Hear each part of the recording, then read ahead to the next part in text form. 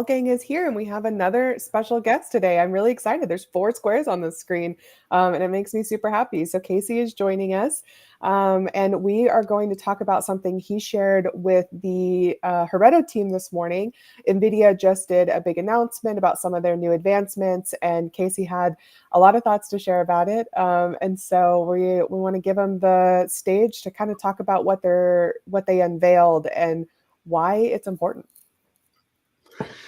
So I think it was about 2 or 3 days ago. So it's kind of late news in the AI world, but I was just catching up on some things. And they've unveiled a new chip architecture called the Blackwell chip architecture. And you can go and watch videos about this or read about it. The net of it is that this is a beast of a system for doing AI processing.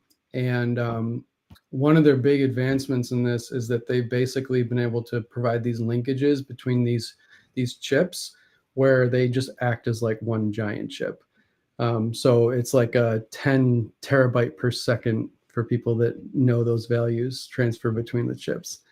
So this is exciting and terrifying. And I think that, how does it terrifying?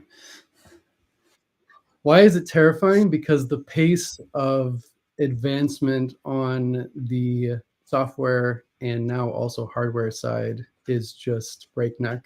And there's no sense of any of this slowing down to have some rational conversations about whether or not this is the right thing to be doing. We're just going for it. So that's exciting because we're going to be, seeing a lot of really novel, interesting things happen. But it's also terrifying because of the obvious unknowns that we've all been talking about. And you might ask yourself, well, what does this have to do with content? And I think it has a lot to do with content. So these new chip architectures, they're packing a lot more into about the same amount of space.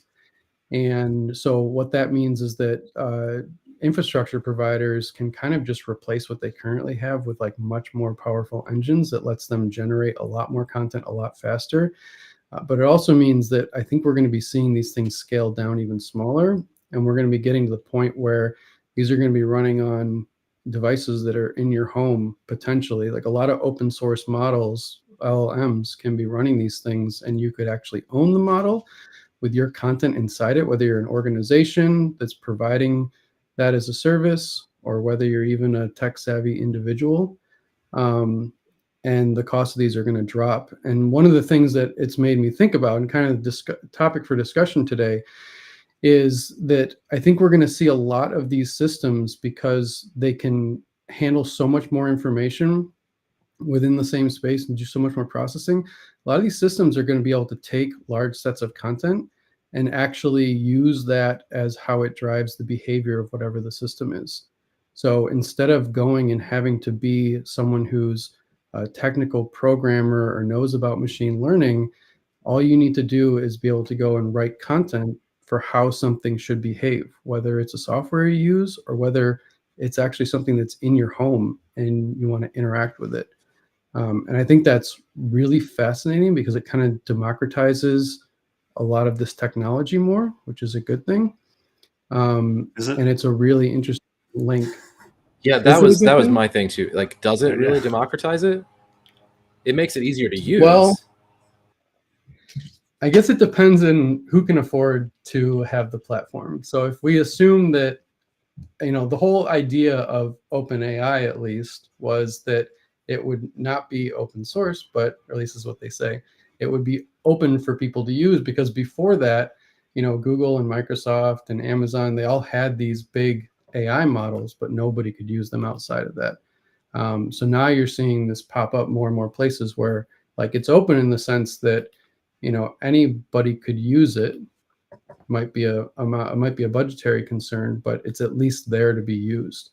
And I think if we assume the costs and a drop on this and availability increases, that you'll see it be more democratized.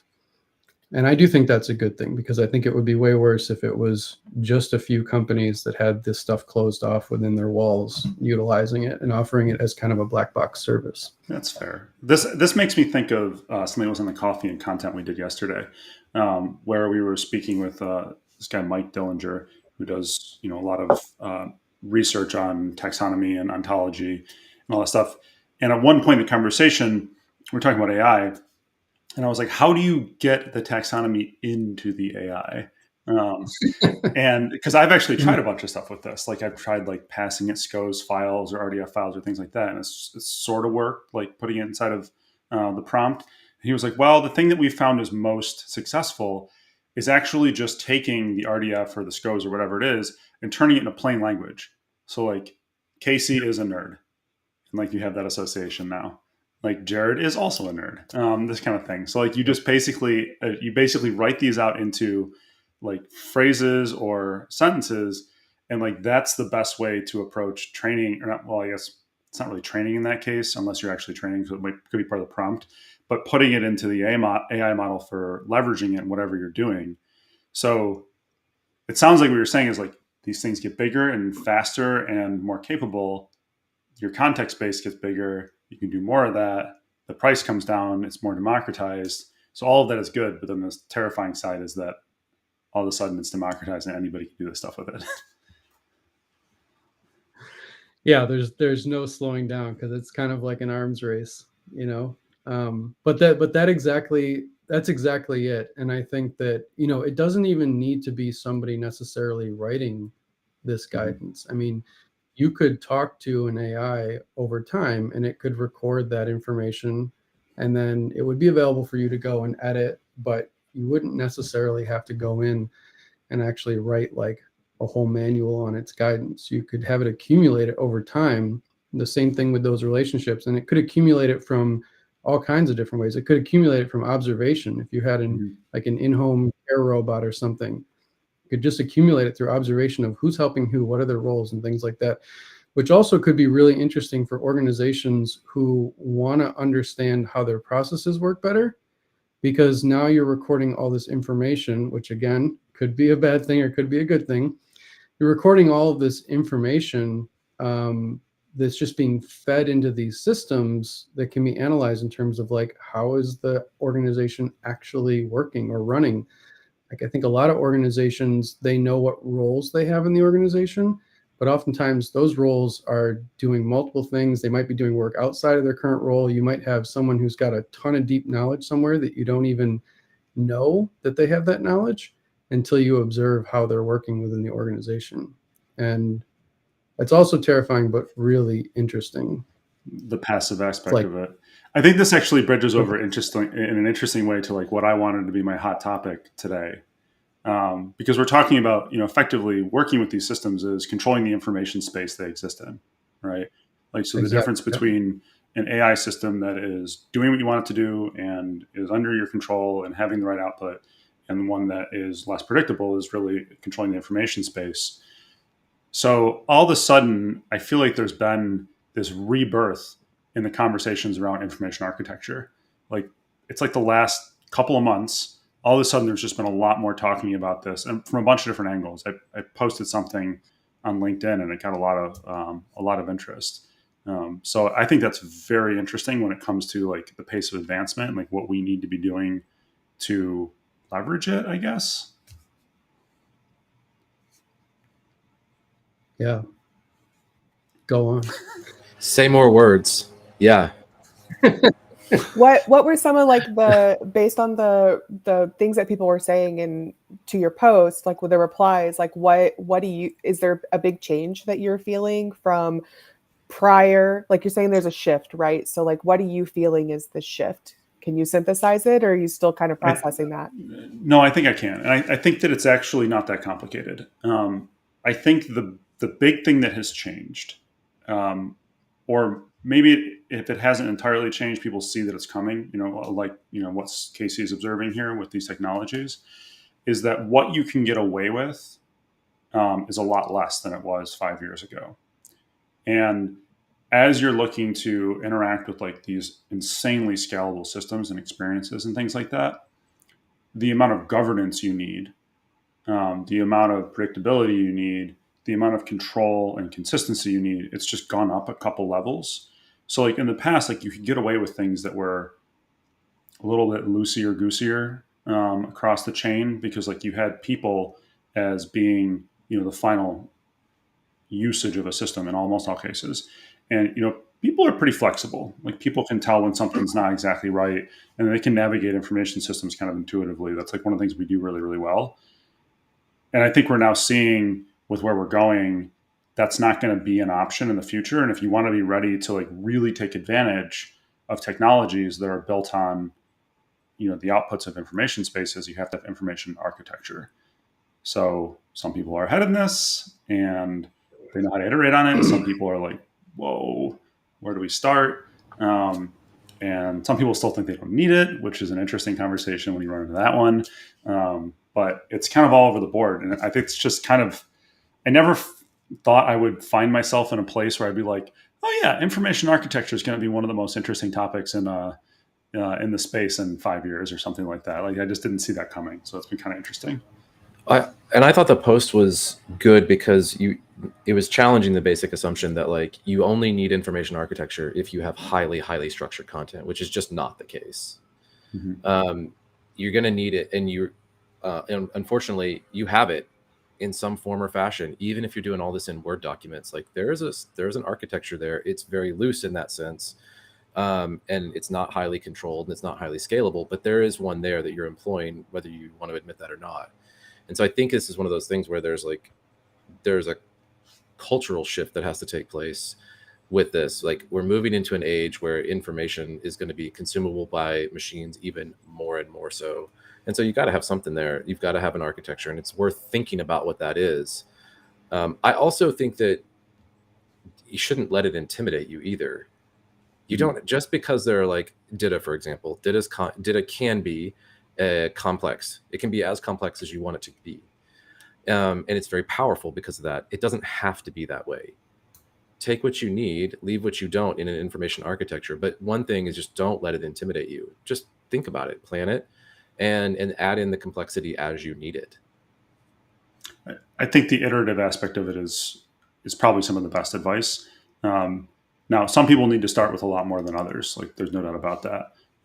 But really, realistically, like, if there's one reason you choose DITA as the foundational structure for your content over any other option, it's DITA's ability to be iterative over time as your needs change, and like incorporating that back into your information architecture and your information model. Like, that's really the final selling point of DITA. And if you build something else that does that, you've just rebuilt DITA. Like, that's what it is. So there's no reason to not use it. And that's actually kind of stealing a quote from Elliot Kimber, because I was challenging him on this probably 6 months ago.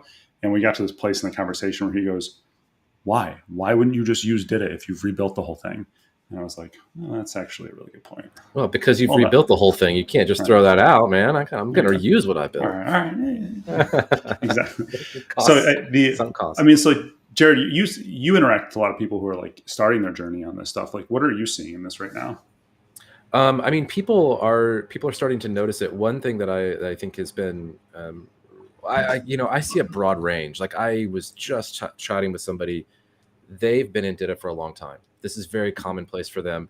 They asked questions during this call, and it was about the system. It was about Heretto, but it was about how Heretto handles specific information architectures. Like, the whole conversation was effectively about information architecture wrapped in this language of how does Heretto deal with state the use case that has a specific information architecture. So I have calls like that. And then I have people who are like, hey, we're still producing everything in Word and Google Docs, and it's just not sustainable anymore. What should I consider moving forward? And the first thing I say is, think about your information architecture. Think about the structure that you need for a particular output that you're aiming for. What is your end goal? And then let's work our way backwards. And let's add in the complexity that's required to achieve that end goal. And then we'll go from there. And the people are really open to that. And I also encourage people to bite off manageable chunks of that planning. Then go for walks, like take breaks. I go for a walk every day. So I don't. For what that's worth. I don't. Well, I've got a little dog and he wants to go for a walk. So but I think that the one thing I would add to that is, I think there needs to be a sense of urgency around this as much as there doesn't need to be a sense of like fear. because I think we're getting into a place now where if you're still in Word, you're still in unstructured, like if your approach to content operations isn't going to be scalable and structured and have all of the different like linkage and metadata and all those types of things you need to be able to reliably produce the information space that's going to facilitate machines that you're trying to work with and experiences, the longer you wait to resolve that, the more rushed it's going to have to be. Because like if you really get to a place where like you are staring at like a really detrimental difference between yourself and your competitor in terms of an experience or an ability to deliver a capability or whatever it may be, and you realize you have to go and build all of the infrastructure to do that at that point in time, that's just not a good place to be. So I don't think we're in a place yet where people should be panicking about this, depending, I think, maybe on your industry. But I think broadly speaking, they don't need to be. But I do think that this really needs to be top of mind. And we're seeing that it is for a lot of people. Like this has definitely been one of the most interesting periods from like people coming and like recognizing like the importance of this that we've seen. I mean, frankly, like Casey and I at the very least have been around this for a little while. It's super interesting because I think, when you look at the intersection of information architecture and some of the advancements in AI, like, we're kind of seeing that everyone's going to have, besides the really big businesses, everyone's going to have kind of the same access to AI. Mm-hmm. So what's going to make the difference is their information architecture, and everyone has an information architecture, whether or not you've thought about it or not. It's in there somewhere, and the question is it serving you well? Mm-hmm. And when everyone has the access to roughly the same level of computational power, how much further ahead is your competitor going to be if they've got their information architecture serving them well and aligned with those use cases? And I think it's going to be enormous at the pace of development. So that is a don't be afraid, but everybody panic. Casey said, go get all of your provisions right now, hunker down. It's the end of the world. So that's good. I'm glad we're all on the same page. So we're over our time as usual, but like, I just want to ask Casey a question here. When we got into this, like however many years ago, call it 10 or more, did you ever think that we would be sitting in a place where we'd be like, yeah, information architecture is your strategic advantage as an organization? No, it was always, it would be what technology you have. And now it's flipped on its head. It's just wild to like think about the implications of some of these changes. Yeah. So there you go. Incredible. Well, thank you all for being here again on a Friday, and thank you for sticking around even though we went over time.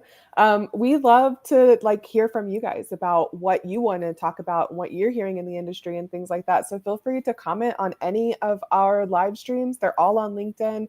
And you can now listen to all of our live streams on a podcast. So that's super fun. So there's lots of places to listen. So, provide some insight. We're happy to discuss and get into it again at a later date. Right. Yeah, come connect with us. Say hi, offer us suggestions. We're always happy to pick them up and see what we can do.